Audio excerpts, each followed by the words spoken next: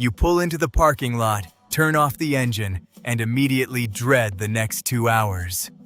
An important client invited you to an open house, but you don't know anyone inside. You have no idea what to say, and you sit there gripping the steering wheel, wondering how early you can leave without insulting the host.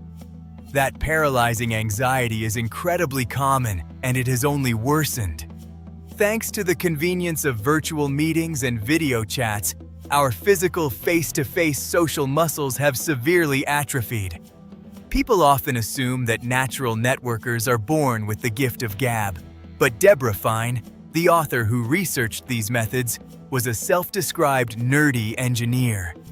She possessed terrible social skills and had to manually learn the mechanics of conversation from scratch. Small talk acts as a mechanical first domino. It tips over and initiates the chain reaction required to build any lasting relationship. Mastering this mechanical appetizer is the unavoidable prerequisite. Without it, you cannot clear the way to negotiate a contract, make a friend, or generate massive career opportunities. Initiating a conversation does not require intense charisma or a clever opening line. It only requires basic observation of the space around you. You are looking for free information. These are the observable data points broadcasted by a person's behavior, the clothes they wear, or what they are carrying. Once you spot a detail, do not interrogate them with a probing question. Instead, use that data to make a simple, genuine statement. If you notice they write with their left hand, simply remarking on it acts as a highly effective low-stakes icebreaker. You can also use your shared environment. Making an observation about a surprisingly slow coffee line or a complicated registration desk provides a natural bridge. It naturally prompts the other person to fill the silence with a detail about themselves. Demonstrating a slight observational interest in your surroundings removes the pressure of being witty. It is the lowest stakes, highest reward method available to open a dialogue. Breaking the ice solves the first problem, but then you face the second, the dreaded pregnant pause that threatens to kill the momentum. To keep the dialogue flowing, you can rely on a mental architecture called FORM.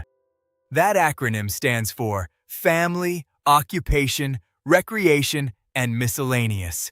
Let's look at the O. Instead of asking a dead-end question like "How is work?", you use occupation to ask what their toughest current challenges are. Or use family to ask what they like best about raising kids in the area. If the conversation stalls again, pivot to recreation by asking what they do for fitness, or tap into miscellaneous by asking for their take on a recent, lighthearted local news event. Having this structured framework running in the background neutralizes conversational panic. It provides a steady supply of open-ended questions that make the other person feel valued and interesting. Exchanging basic data points keeps the conversation alive, but transitioning to a genuine connection requires mutual psychological safety, what experts call the feel-good factor. You build that safety by offering a small, harmless piece of vulnerability about yourself first. Doing so signals to the other person that it is safe for them to lower their guard. Share a minor, relatable embarrassment. Admitting out loud that networking events always make you a little nervous instantly humanizes you and invites an honest connection. Finally, you face the last mechanical hurdle, escaping the conversation without erasing the goodwill you just spent 10 minutes building. A graceful exit requires 3 steps.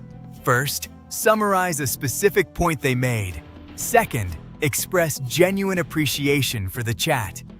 And third, clearly state your next physical action, like grabbing a coffee or finding your seat.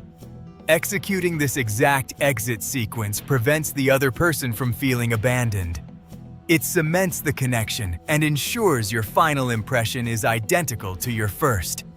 When you consistently apply these simple mechanical steps to daily encounters, the trajectory of your life begins to change. Take a look at this excerpt. A study showed that physicians who spend a few minutes asking patients about their family or work are significantly less likely to face malpractice lawsuits than those who skip the small talk.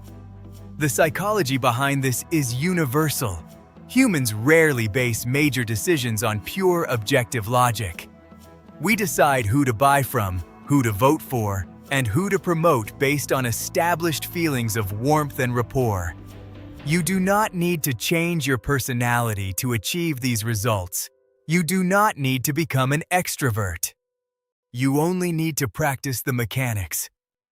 Take a breath, observe your environment for free information, and knock over that first domino. The deep connections and massive opportunities will follow.